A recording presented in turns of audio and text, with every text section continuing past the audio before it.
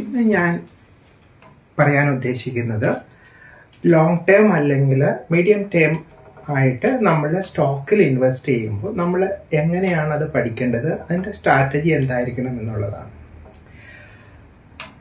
ആദ്യമായിട്ട് പറയട്ടെ, ഇപ്പം ഞാൻ എൻ്റെ എക്സ്പീരിയൻസിൽ നിന്നാണ് പറയുന്നത്.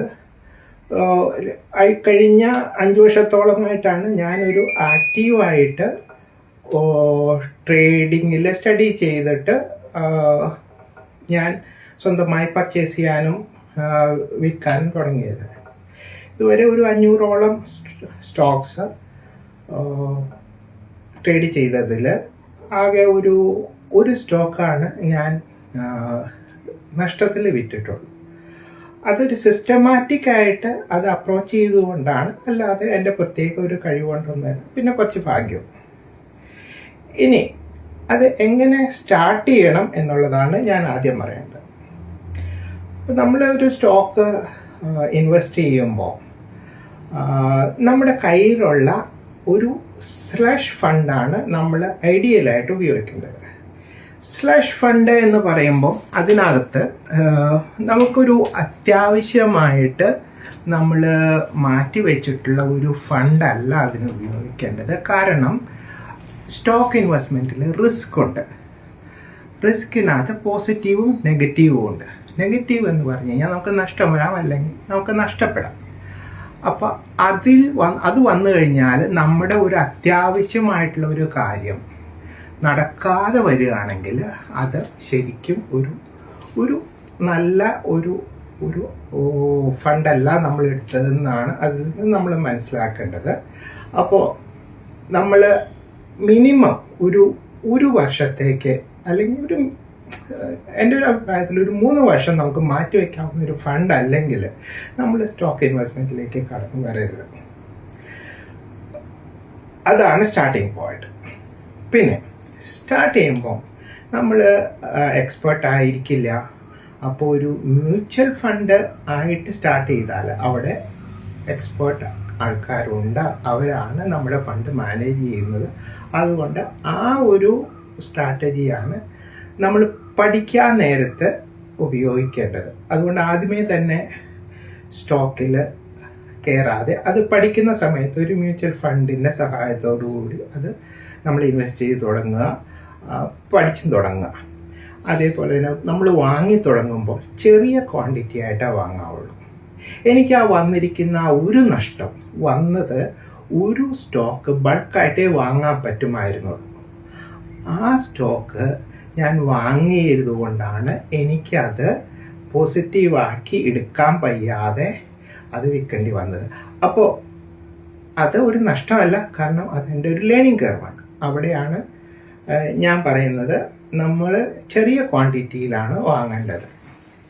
പിന്നെ പറയുകയാണെങ്കിൽ അതിൻ്റെ ഒരു സ്റ്റഡി ചെയ്യുന്ന എങ്ങനെയാണ് എന്നാണ് പറയേണ്ടത്. അപ്പോൾ ആദ്യമായിട്ട് നമ്മൾ ഒരു സ്റ്റോക്ക് പഠിക്കുമ്പോൾ അതിൻ്റെ ഒരു 5 ഇയർ ട്രാക്ക് എടുത്ത് നോക്കണം. പ്രത്യേകിച്ച് അല്ലെങ്കിൽ പുതിയ സ്റ്റോക്ക് ആണെങ്കിൽ തന്നെയും അതിൻ്റെ പ്രൊമോട്ടേഴ്സിനെ കുറിച്ച് പഠിക്കണം. പ്രൊമോട്ടേഴ്സിന് അവർക്ക് എന്തുമാത്രം കമ്മിറ്റ്മെൻ്റ് ഉണ്ട്, എന്തുമാത്രം ഇൻറ്റഗ്രിറ്റി ഉണ്ട് എന്നുള്ളത് ഒരു നല്ലൊരു ചെക്ക് ലിസ്റ്റാണ്. അതുപോലെ തന്നെ ഹയർ മാനേജ്മെൻറ്റ് അവരുടെ സ്ട്രാറ്റജീസ് അത് നല്ലതാണോ എന്ന് നോക്കണം. പിന്നീട് വരുന്നത് ന്യൂസ് ആണ് ശരിക്കും ഇതിൻ്റെ ഒരു ഇൻ്റലിജൻസ്. നമുക്കത് ഹയർ ലെവലിലൊന്നും റീറ്റെയിലേഴ്സിന് കിട്ടത്തില്ല. എന്നാലും ഫിനാൻഷ്യൽ ന്യൂസും അതേപോലെ തന്നെ ഇൻഡയറക്റ്റ്ലി ഫിനാൻസിനെ അഫക്റ്റ് ചെയ്യുന്ന ന്യൂസുകളും ഈവൻ പൊളിറ്റിക്കൽ ന്യൂസുകളൊക്കെ ഒരു ന്യൂസാണ് സ്റ്റോക്കിനെ സംബന്ധിച്ചിടത്തോളം. കാരണം ഒരു രാജ്യത്തെ റൂൾ ചെയ്യുന്നവർ മാറുമ്പോൾ അവരുടെ ഫിനാൻഷ്യൽ സ്ട്രാറ്റജി അല്ലെങ്കിൽ ഫിനാൻഷ്യൽ സ്റ്റാൻഡ് മാറാം. അതുകൊണ്ടാണ് അത് പഠിക്കണം എന്ന് അത് നമ്മൾ അറിഞ്ഞിരിക്കണം. അപ്പോൾ ഒരു ഉദാഹരണത്തിനകത്ത്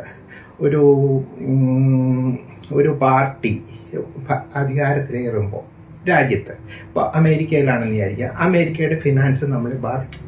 അപ്പോൾ അവിടെ ഒരു പാർട്ടി അധികാരത്തിലേറുമ്പോൾ അവർ എന്ത് ഫിനാൻഷ്യൽ ഡിസിഷനാണ് എടുക്കാൻ പോകുന്നതെന്ന് നമുക്ക് ന്യൂസുകളിൽ നിന്ന് മനസ്സിലാക്കാം. അത് ഇന്ത്യ എങ്ങനെ എഫക്റ്റ് ചെയ്യും, അത് ഇന്ത്യയിലേക്കുള്ള ഫണ്ട് വരുന്നത് എങ്ങനെ അഫക്റ്റ് ചെയ്യുമെന്ന് നമുക്ക് ഏകദേശം അറിയാൻ പറ്റും. അതുകൊണ്ടാണ് ആ കാര്യങ്ങൾ നമ്മൾ ശ്രദ്ധിക്കേണ്ടത്. പിന്നീട് വരുന്നതാണ് അതിൻ്റെ ഫണ്ടമെൻ്റൽസ് പഠിക്കണം. ആ സ്റ്റോക്ക് നമ്മൾ ഒരു സ്റ്റോക്ക് ഏകദേശം നമുക്ക് താല്പര്യമുണ്ടെന്ന് തോന്നി കഴിഞ്ഞാൽ അതിൻ്റെ ഫണ്ടമെൻ്റൽസ് പഠിക്കണം. ആദ്യമേ തന്നെ നോക്കേണ്ടത് P/E റേഷ്യോയാണ്. P/E റേഷ്യോ എന്ന് പറഞ്ഞാൽ പ്രൈസ് പെർ ഏർണിംഗ്. അതൊരു 20ൽ താഴെ നിൽക്കുന്നത് നമ്മൾ പിക്ക് ചെയ്യാവുള്ളൂ. അതും ചെറിയ ക്വാണ്ടിറ്റിയിലാണ് സ്റ്റാർട്ട് ചെയ്യേണ്ടത് എന്നാണ് എൻ്റെ അഭിപ്രായം. പിന്നീട് ഡെപ്റ്റ് ടു ഈക്വിറ്റി, അത് 1ൽ താഴെ നിൽക്കണം. അധികം കടമുള്ളത് അത്ര നല്ല സൂചനയല്ല എന്നുള്ളത് എല്ലാവർക്കും അറിയാം. പിന്നെ കടമെടുക്കുന്നത് എന്തിനു വേണ്ടിയിട്ടാണ് ഉപയോഗിക്കുന്നത്, അത് അവരുടെ ഇൻഫ്രാസ്ട്രക്ചറിനകത്തൊക്കെ ആണ് ഉപയോഗിക്കുന്നതെങ്കിൽ ലോങ് ടേമിൽ അത് റിട്ടേൺ ആയിട്ട് വരാം. അത് കുഴപ്പമില്ല. പക്ഷേ എങ്കിലും 1ൽ താഴെ നിൽക്കുന്നതാണ് അതിൽ അഭികാമ്യം. രണ്ടാമത് റിട്ടേൺ ഓഫ് ഇൻവെസ്റ്റ്മെൻറ്റ്, ഒരു 20% ആണ് ROE നമ്മൾ മിനിമം ആയിട്ട് നമ്മൾ കരുതേണ്ടത്. പിന്നെ ആ കമ്പനിക്ക് ഒരു കോമ്പറ്റീഷനോ അല്ലെങ്കിൽ ഇൻഫ്ലേഷൻ ഒക്കെ വരുമ്പോൾ, ഇതൊക്കെ സ്ഥിരമായിട്ട് മാറുന്ന കാര്യങ്ങളാണ്. അത് എന്തുമാത്രം ഇമ്മ്യൂണിറ്റി ഉണ്ട്, എന്തുമാത്രം അത് കമ്പനിക്ക് അത് സസ്റ്റെയിൻ ചെയ്യാൻ പറ്റും. ഇപ്പോൾ ഒരു ഉദാഹരണം പറയുകയാണെങ്കിൽ, ഇപ്പം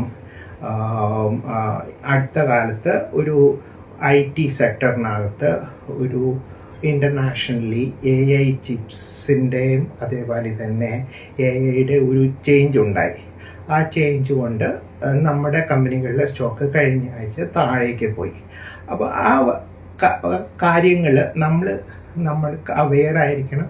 അതുകൊണ്ട് എന്തുമാത്രം ടൈമിൽ അത് താഴെ ഇറങ്ങിയത് കയറി വരുമോ, അതോ അത് കയറി വരാൻ സാധ്യതയില്ലാത്തതാണോ എന്നുള്ളത് ആണ് അതിൻ്റെ അകത്ത് റിസ്ക്. പക്ഷെ ഒരു റിസ്ക് എടുക്കാതെ നമുക്ക് പ്രോഫിറ്റ് കിട്ടില്ല. ആ റിസ്ക്, കാൽക്കുലേറ്റഡ് റിസ്ക് എടുത്തു കഴിഞ്ഞതിന് ശേഷം പ്രോഫിറ്റ് ആവാനുള്ള സാധ്യത കൂടുതലാണെങ്കിൽ ആ റിസ്ക് എടുക്കുന്നതിനാണ് നമുക്ക് റിവാർഡ് പിന്നെ കിട്ടുക, അതായത് ലാഭം പിന്നീട് കിട്ടുക. അതുകൊണ്ടാണ് ആ കാര്യങ്ങൾ നമ്മൾ ശ്രദ്ധിക്കേണ്ടത്. പിന്നെ ഒരു 2026 മുതൽ വരുന്ന ഒരു ലോകത്തിൽ വരുന്ന ചേഞ്ചസ്, ഒരു സ്ട്രാറ്റജിയുടെ ഒരു ഫിലോസഫി എന്ന് പറയുന്നത് AI ഒരു അതിപ്രസരമാണ് ഇനിയത്തെ കാലത്ത് വരാൻ പോകുന്നത്. അപ്പോൾ AI ഒരു ഹാർഡ്വെയർ വാങ്ങിയിട്ട് ആ കമ്പനിയെ ലീൻ ആൻഡ് മീൻ ആക്കിയിട്ട് അത് ഒരു AI സൊല്യൂഷൻസിൽ കൂടിയാണ് അതിൻ്റെ പ്രൊഡക്ട്സ് പുറത്തേക്ക് വരുന്നതെങ്കിൽ അത് പുരോഗമിക്കാനും അതിൻ്റെ എക്സ്പെൻസ് കുറയാനും സാധ്യതയുണ്ട്. അപ്പോൾ AI ബബിള് ബ്രേക്ക് ചെയ്തു കഴിഞ്ഞാലും ഒരുപക്ഷെ നമ്മുടെ ചില കമ്പനികൾ അതുകൊണ്ട് ബെറ്റർ ആവാനാണ് ചാൻസ്. പക്ഷെ പഴയ വർക്ക് ഫോഴ്സിനെ മാറ്റി അല്ലെങ്കിൽ അവരെ റീസ്ട്രക്ചർ ചെയ്ത് അവരെ എഡ്യൂക്കേറ്റ് ചെയ്ത് പുതിയ ഒരു തലത്തിലേക്ക് കൊണ്ടുവരാൻ അവർക്ക് സ്ട്രാറ്റജി ഇല്ല എന്നുണ്ടെങ്കിൽ അത് നഷ്ടത്തിലേക്ക് പോകാനുമാണ് സാധ്യത. പിന്നെ അടുത്ത കാലത്തായിട്ട് ഗവൺമെൻറ് ഒരു ക്യാപെക്സ് മോട്ടിവേറ്റഡ് ആയിട്ടുള്ള ഇൻവെസ്റ്റ്മെൻറ്റ്സ് ആണ് നടത്തുന്നത് ഇന്ത്യയിൽ. അതായത് infrastructure, railway, green energy, port, അങ്ങനെയുള്ള ഏരിയകൾ. ആ കാര്യങ്ങൾ ഇപ്പോൾ ഒരു ലോജിസ്റ്റിക്സ് എങ്ങനെ കൺട്രോൾ ചെയ്ത് കഴിഞ്ഞാൽ ഒരു രാജ്യം പുരോഗമിക്കും എന്ന് നിങ്ങൾക്ക് ചരിത്രത്തിൽ പണ്ടത് ഷിപ്പിംഗ് ആയിരുന്നു, ഇപ്പം അത് ലോജിസ്റ്റിക്സ് ആണെന്ന് നമുക്ക് പറയാം. അപ്പോൾ ആ ലോജിസ്റ്റിക്സിൻ്റെ ഒരു സപ്പോർട്ടീവ് ഏരിയകൾ അല്ലെങ്കിൽ അതിൻ്റെ പല മെത്തേഡുകൾ നാളെ ബെറ്ററായിട്ട് വരാം. പിന്നെ വരുന്നത് ഒരു ലാർജ് ക്യാപ്പ് അല്ലെങ്കിൽ ബ്ലൂ ചിപ്പ് കമ്പനികളൊക്കെ സ്റ്റാർട്ട് ചെയ്യുക സേഫറാണ്. ഇപ്പോൾ സ്മോൾ ക്യാപ്പും മീഡിയം ക്യാപ്പും ഒക്കെ വാങ്ങാൻ പറ്റില്ലേ എന്ന് ചോദിച്ചു കഴിഞ്ഞാൽ വാങ്ങാം, അതിന് ഒരു പക്ഷേ ലാഭം കൂടുതൽ കിട്ടാം. അതേപോലെ തന്നെ ഈ റിസ്ക് നമ്മൾ എടുക്കുമ്പോൾ അതുപോലെ തന്നെ അത് നെഗറ്റീവ് ആവാനും ചാൻസ് ഉണ്ടെന്ന് നിങ്ങൾ ഓർക്കണം. അതേപോലെ അല്ലെങ്കിലും നെഗറ്റീവ് ആവാനുള്ള ചാൻസ് ഉണ്ട്. ചില കമ്പനികൾ കുറച്ച് നാൾ കഴിയുമ്പോൾ അത് സസ്റ്റെയിൻ ചെയ്യാൻ വയ്യാതെ അത് വാനിഷായി പോകും. അപ്പോൾ നമ്മുടെ കയ്യിൽ മുഴുവൻ പൈസയും നഷ്ടപ്പെടും. ഇത് അവോയ്ഡ് ചെയ്യാനാണ് തുടക്കം ചെയ്യുമ്പോൾ നമ്മൾ ലാർജ് ക്യാപ്പ് അല്ലെങ്കിൽ ബ്ലൂ ചിപ്സ് നമ്മൾ എടുക്കണം എന്ന് ഞാൻ പറയുന്നത്. അപ്പോൾ എടുക്കുമ്പോൾ അതിനകത്ത് വാല്യുവേഷനാണ് നോക്കേണ്ടത്.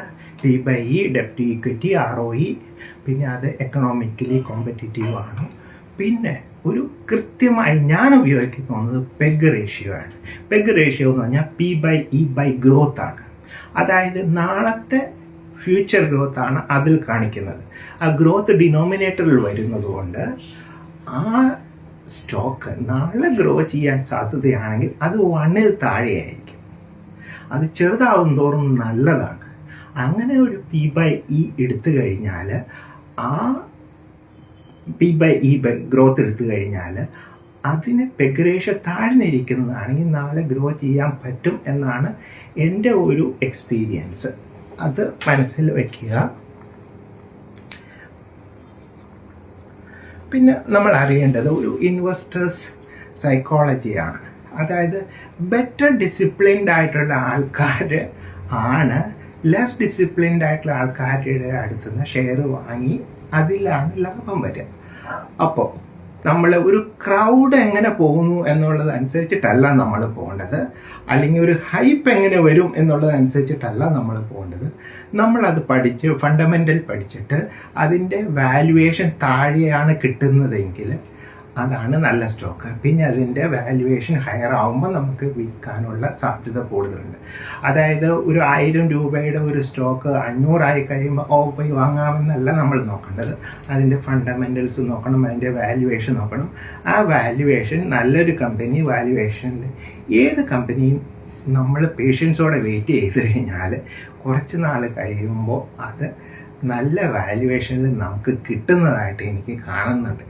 അപ്പോൾ നമുക്ക് പേഷ്യൻസ് ഉണ്ടെങ്കിൽ, നമുക്ക് ക്ഷമയുണ്ടെന്നുണ്ടെങ്കിൽ നമുക്ക് നല്ല സ്റ്റോക്സ് നല്ല വാല്യുവേഷൻ, അതായത് താഴെയുള്ള വിലകളിൽ നമുക്ക് കിട്ടും. ആ സമയത്ത് അത് പിക്ക് ചെയ്യുക. പിന്നെ ഒരു സ്റ്റോക്കിനോട് നമ്മളൊരു എമോഷണൽ അറ്റാച്ച്മെൻറ്റ് വെക്കരുത് എന്നാണ് എൻ്റെ അഭിപ്രായം.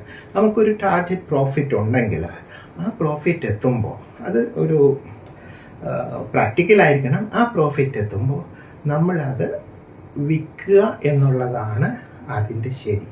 കാരണം കൂടിക്കൊണ്ടിരിക്കുന്ന ഒരു സ്റ്റോക്ക് എപ്പോഴും എല്ലാവരും വാങ്ങിക്കൊണ്ടേയിരിക്കും. നമ്മുടെ നോട്ടത്തിൽ അത് കൂടുകയുള്ളൂ, പക്ഷേ അത് താഴേക്ക് പോരും. എപ്പോഴും ഒരു സ്റ്റോക്ക് ടോപ്പിൽ നിൽക്കില്ല, അല്ലെങ്കിൽ കൂടിക്കൊണ്ടേയിരിക്കില്ല കാലാകാലത്തോളം.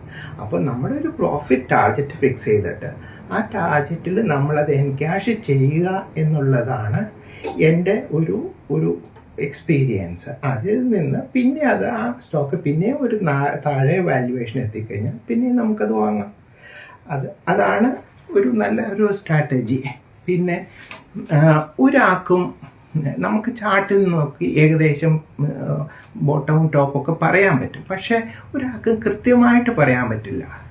ഒരു ടോപ്പോ ബോട്ടോ പ്രെഡിക്റ്റ് ചെയ്താൽ അവിടെ എത്തിക്കഴിയുന്ന ഒരു സാധനം ഒരു ടിപ്പിക്കൽ ഫിനാൻഷ്യൽ റിലേറ്റഡ് ന്യൂസ് വന്നു കഴിഞ്ഞാൽ ആ റെസിസ്റ്റൻസും അല്ലെങ്കിൽ അങ്ങനത്തെ കാര്യങ്ങളെല്ലാം ടോപ്പും ബോട്ടും ബാരിയേഴ്സ് എല്ലാം ബ്രേക്ക് ചെയ്യും അത്. അപ്പോൾ ആ പറയുന്നതെല്ലാം ഒരു സാധ്യതയാണ്. അതായത് മനുഷ്യൻ ഇപ്പോൾ ഒരു 1000-ൽ എത്തിക്കഴിയുമ്പോൾ മനുഷ്യർക്ക് അത് വിൽക്കാനോ വാങ്ങാനോ തോന്നും. ആ ഒരു സൈക്കോളജിയാണ് അവിടെ വർക്ക് ചെയ്യുന്നത്. അപ്പോൾ അതൊരിക്കലും നമ്മൾ ഒരു എന്താ പറയുക ഹാർഡ് ആൻഡ് ഫാസ്റ്റ് റൂളായിട്ട് എടുക്കരുത്. അപ്പോൾ നമ്മൾ അത് ഒരു സിസ്റ്റമാറ്റിക്കായിട്ട് വാങ്ങുക, അത് നമ്മുടെ ടാർഗറ്റ് എത്തുമ്പോൾ വിൽക്കുക. അതാണ് എൻ്റെ ഒരു അഭിപ്രായം. അല്ലെങ്കിൽ അതിനെക്കുറിച്ച് പഠിച്ചിട്ട് ഇനിയും മുകളിലേക്ക് പോകാൻ സാധ്യതയുണ്ടെന്ന് പഠിച്ചിട്ട് അത് നമുക്ക് എന്തുമാത്രം കോൺഫിഡൻസ് തരുന്നു അതനുസരിച്ചിട്ടാണ് നമ്മൾ നീക്കേണ്ടത്. അപ്പോൾ ചുരുക്കി പറഞ്ഞു കഴിഞ്ഞാൽ മാർക്കറ്റ് എന്ന് പറഞ്ഞു കഴിഞ്ഞാൽ ക്ഷമയില്ലാത്ത ഒരാളുടെ അടുത്ത് നിന്ന് ക്ഷമയുള്ള ഒരാളുടെ അടുത്തേക്കുള്ള പൈസയുടെ മാറ്റമാണ്. എന്താണെങ്കിലും ഈ വീഡിയോ ലൈക്ക് ചെയ്യുക, സബ്സ്ക്രൈബ് ചെയ്യുക, അതുപോലെ കമൻസിനകത്ത് നിങ്ങളുടെ അഭിപ്രായങ്ങളിടാം. അതേപോലെ തന്നെ നിങ്ങൾക്ക് എന്തെങ്കിലും റിക്വസ്റ്റ് ഉണ്ടെങ്കിൽ അത് ചോദിക്കുകയുമാവാം. ഈ വീഡിയോ അന്ന് തന്നെയുമല്ല, ഈ പ്ലാറ്റ്ഫോമിൽ വരുന്ന എല്ലാ വീഡിയോസും ഒരു എഡ്യൂക്കേഷണൽ പർപ്പസിനാണ്. അത് ഒരിക്കലും നിങ്ങളൊരു നേരെ പോയിട്ട് അതിനകത്തേക്ക് എടുത്ത് ചാടരുത്. അത് നമ്മൾ ഒരു സെബി രജിസ്റ്റേർഡ് ആയിട്ടുള്ള ഒരു പ്രൊഫഷണലിൻ്റെ അഡ്വൈസ് വെച്ചിട്ട് മാത്രമേ അത് എടുക്കാവുള്ളൂ എന്നാണ് നിയമം. അതനുസരിച്ചിട്ടാണ് നിങ്ങൾ ചെയ്യേണ്ടത്. Okay, thank you.